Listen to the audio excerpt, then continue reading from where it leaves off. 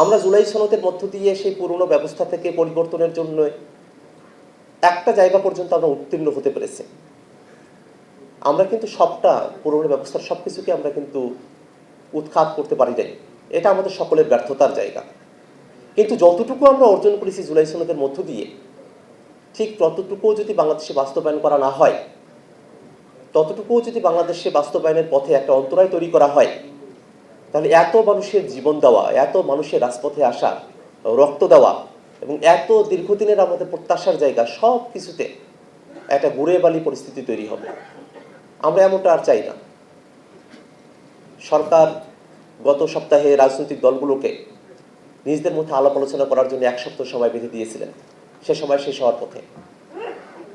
কিন্তু আমরা দেখেছি যে সরকার আসলে তাদের যে কর্তব্য, যে ম্যান্ডেটের ভিত্তিতে তারা ক্ষমতাপ্রাপ্ত হলেন, যে তারা সংস্কার বাস্তবায়ন করবেন এবং সংস্কার বাস্তবায়ন করবেন জন্যই এই সরকারটা তত্ত্বাবধায়ক সরকার না, একটা অন্তর্বর্তীকালীন সরকার। সেই দায়িত্বের জায়গাটা সরকার হয়তো ভুলে বসেছে।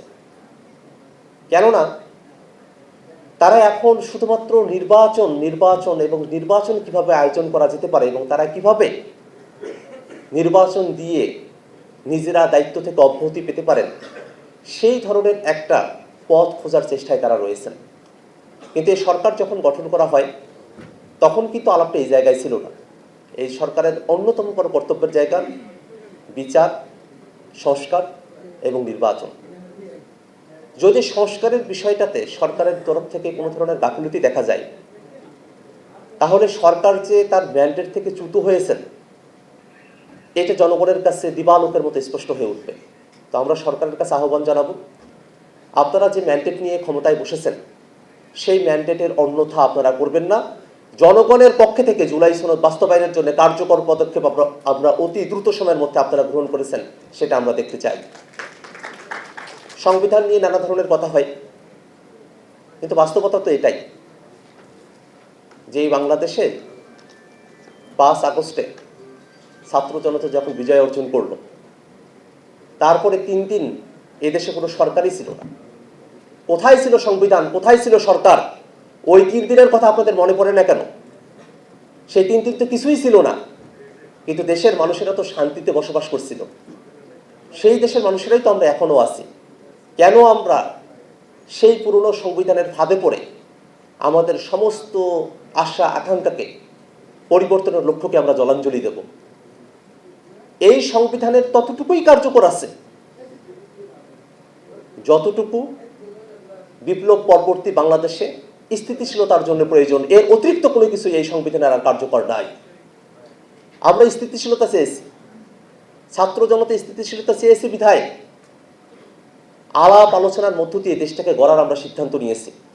কিন্তু যদি ছাত্র জনতাকে তাদের স্থিতিশীলতা চাওয়াকে দুর্বলতা হিসেবে দেখা হয়, যদি স্থিতিশীলতা চাওয়াটাকেই পরিবর্তনের পক্ষে বাধা হিসেবে এখন উপস্থাপনের নজির কেউ তৈরি করতে চান, আমরা তাদেরকে স্পষ্ট করে বলতে চাই, এই ছাত্র জনতা সব থেকে বড় স্বৈর শাসক, সব থেকে বড় ফ্যাসিস্ট হাসিনার বিরুদ্ধে তাদের গুলির বিপরীতে খালি বুক নিয়ে তারা দাঁড়িয়ে গিয়েছিলেন। অতএব নতুন বাংলাদেশকে পিছনের দিকে ফিরিয়ে নিয়ে যাওয়ার আর কোনো সুযোগ আমরা হতে দেব না।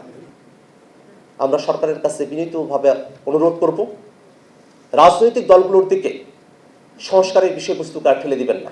রাজনৈতিক দলগুলো আমরা আলাপ আলোচনা করেছি, ঐক্যমত্য কমিশন সিদ্ধান্ত গ্রহণ করেছে, সেই সিদ্ধান্ত অতি দ্রুত সময়ের মধ্যে বাস্তবায়ন করে বাংলাদেশে বর্তমানে রাজনৈতিক অঙ্গনে যে সংকটের জায়গা তৈরি হয়েছে, সেই সংকট নিরসন করে বাংলাদেশের মানুষকে সামনের নির্বাচনে অংশগ্রহণের সুযোগটা তৈরি করে দিন। যদি সংস্কারের জায়গায় কোনো বাধা তৈরি হয়, তাহলে সংস্কার না হওয়ার কারণে এই সরকারের এক্সিট পয়েন্ট কি হবে আর সামনে নির্বাচন কিভাবে অনুষ্ঠিত হবে, সেই ধোঁয়াশার জায়গা তৈরি হবে। সেই ধোঁয়াশার জায়গা যেন সরকারের তরফে, সরকারের ভিতরে কোনো শক্তিও করার চেষ্টা না করেন, সে অনুরোধ রেখে আমি আমার বক্তব্য শেষ করছি।